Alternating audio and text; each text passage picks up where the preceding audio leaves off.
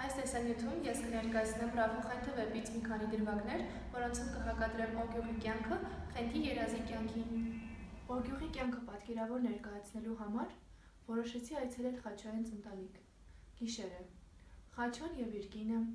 զավակները, հարսները և երեխաները բոլորը քնած են մեկ սենյակում, ինչպիսի պայմաններ։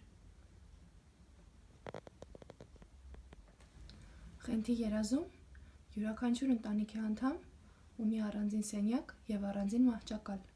Ես որոշեցի այցելել Լալայի ննջասենյակ։ Գիշեր է։ Լալան քնած է։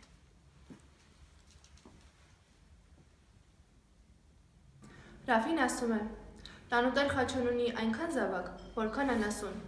Արդյոք պետք է զավակների քանակը համեմատել անասունների քանակի հետ։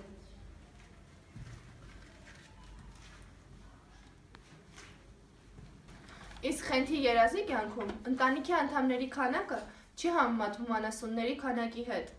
և յուրաքանչյուր ընտանիքի անդամ մեկ անհատականություն է, ինչպես այս աղջնակը։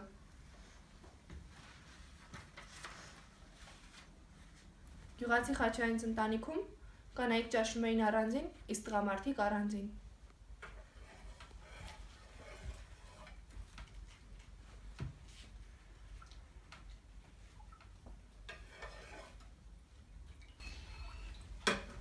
Իսկ ահա Խենթի երազի կյանքում և կանայք, և տղամարդիկ, և երեխաները ճաշում են մի սեղանի շուրջ։ Խնդրեմ։